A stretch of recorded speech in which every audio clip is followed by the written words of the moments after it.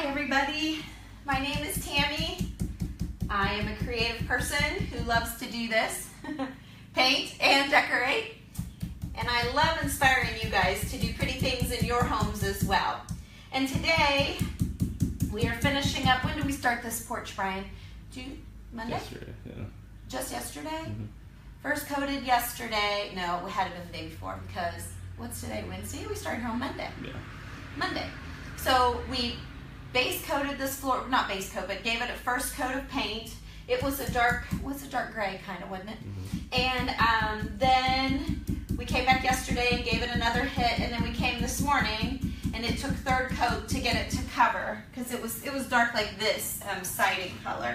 And we're in a sunroom, which is like a front porch that she just had closed in, and it's got windows, and so it's super nice. We got it all painted white, and we used our favorite trim paint, what we use when we do cabinets and doors and trim, and it's also good for the floors, and it's Pro Classic semi-gloss, and you can get it tinted in any color you like. We went with white, so Pro Classic semi-gloss white. And then we're putting these stencils on the floor, and then I'm going back and dressing them up a little bit. We did these, there's a series, there's a small one, a medium one, and a large one. And we ordered these large ones because we used them on a ceiling. It was a huge ceiling. Kathy, if you're watching, I'm using your stencils again. And we decided to blow up the small medium and make these big ones. So I only have two. So we're trying to alternate these two. And you know, if you use the same pattern every way, it looks like the same stencil, but if you spin it a little bit, it changes it just a bit. So anyway, I'm gonna put another one here-ish. Let me make sure I like where this is at. I've got one behind me. And then we'll start again. So that was a second coat. These are taking 2 coats to cover. So I'll just show you, again, we just kind of looked for a place that needed a stencil and plopped it down, tape it down. You dip your stencil brush, which looks like this. Okay, it's just a flat, chopped off brush, very soft, and well, it's stiff, but it's soft. That's weird, that's hard to explain. We get rid of it, we dip into the paint, we just use a disposable meat tray from your old pork chops, and tap, tap, tap. You don't ever want to go straight from your paint to your stencil because it bleeds. This will bleed enough as it is, and fixing bleeds isn't easy. I'll show you that in a minute. And then you just tap, tap, tap and fill in the blanks there. And then when you peel it back, you can see what you have. And it looks like that. Okay, so I'll leave this and I'll go over here, and I want to show you what we're doing to make these look a little bit better than they do. Here's one that's been 2 coated. We've pulled the tape, it's all dry, and it's waiting for you guys to see what we're going to do. So I put a little bit of the, why is that turning pink? What, do you think there was paint down in that other brush? Or is it? Looks a little bit. I bet it'll be all right. For what we're going to do, it'll be all right. That brush has been laying there for 20 minutes. I bet it had something up in the nub. Okay, so we put a little bit of paint on a paper plate, and then we added a little bit of water to thin it down so that it will glide. Okay, this again is just the porch paint. Okay, and we're gonna kind of just jiggle some lines here. Okay, we're just being wispy, trying to make it a little hand-on maybe a little bit, not as stencily as you know, by adding a layer on here, it just makes it a little more custom looking and a little fancier than just a, well, we're gonna go with that dot right there. Just a plain old stencil.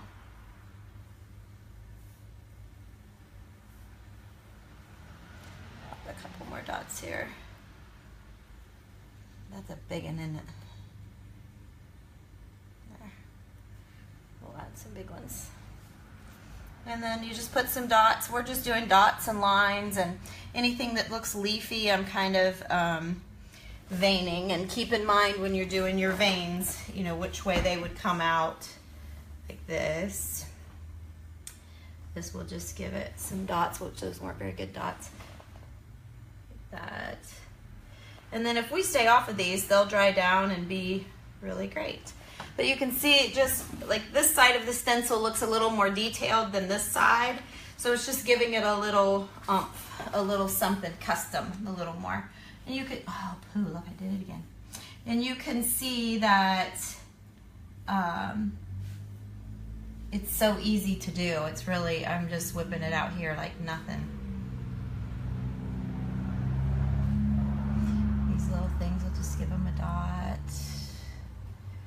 And maybe a dot in, oops, I got a big dot there, whoops. Okay. I'll either have not enough or too much. I stirred it into too much water. I think I'm too thin. Maybe each tip will do a little dot.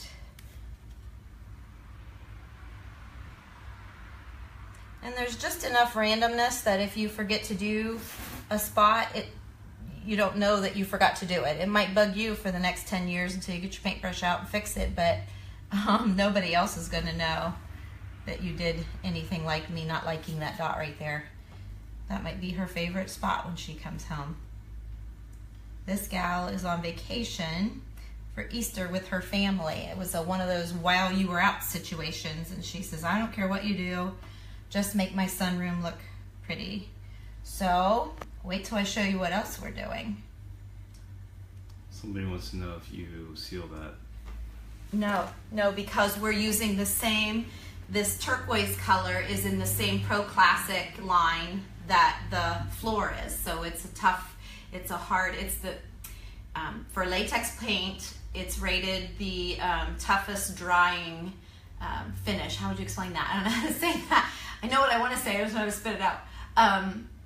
It dries hard, tough, and so that's why we use it on cabinets and doors and things and floors. So the tinted stuff is the same thing as the other, so you're good. You do not have to seal it. You can if you want to. Problem with sealing it is you want to make sure it doesn't yellow on you, because I hate a yellowed out white. So I would not seal it, no, and I'm not going to seal it. But that was a good question. Okay. You could just polka dot all day.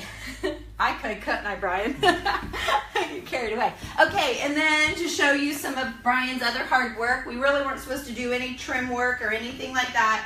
We were just asked to paint the doors and the floor. So can you see that color, how pretty it is? Mm-hmm. It's a beautiful turquoise color. I'll look at the can and see what that is. It's a beautiful, beautiful color. And her side lights, which this is called a side light, when there's windows on either side of your door. And they were already white. She didn't say anything about it, so we're going to surprise her. She may be watching, but we're going to surprise her and add a little color to make her door whiter and just to give her a little bit more color in her sunroom. We left the little window, in the little window trims that are, why can't I think of my words? Indented or whatever, white, just to add even a little bit more. And we only did the flat surface just to almost make them look like they're trimmed out. And if you see here, Brian painted over the wires as well, left the white ones white and painted those in so that it just goes away. It's there, not because it's pretty, but because it has to be, so we make it go away. What else do we want to show them? Oh, look at this. I made this, you guys. I made this a long time ago, probably a year ago. She had this old corn sifter. I think that's what they call it, a corn sifter. And she brought it into the shop and asked me to decorate it for her. And knowing that she was headed towards this turquoisey color, we just happened to have a bird and this eucalyptus in the right color. So anyway, we made that for her. And then I got one more thing I can show you if you want to follow me into this obstacle course. We painted these tables for her back a while back, and now we are painting the little love seat that goes in, and it doesn't look very good right now. I left this I had my plate here, and because you use Country Chic chalk-based paint, we are using the all-in-one. The color is called Elegance. Oh, are you looking at me or this? Elegance, and it's all in one, which means it's got a primer built into it, and it is like you can order paints that are different ratings and stuff. This has everything with it, and so I don't know if you knew, you can paint furniture. I know there's a lot of tutorials out there, so hopefully you've all seen that, but it takes a lot of paint. This material's thirsty, but this whole sofa was this cream color. This is just one coat. I hesitated to show you guys, but what the heck, I'll show it to you anyway. One coat, and then we did one coat of our Simplicity. That's the white chalk paint, and it's only one coat, and this was really dark. And then I've got the cushions are finished. But when you do the paint, this is two coats, so you can see how much better that looks than that. After you get it all painted, you want to thin it with water, like half and half. You really want it watery. You can spray your sofa with a spray bottle to get a little bit wet, and then pour your water into your paint. But you want almost as much water as you have paint. And then we painted her pillows, which everything was cream colored on this entire couch. So we painted the pillows. I still have to do a second coat on the buttons. And then I think we're gonna paint these buttons white.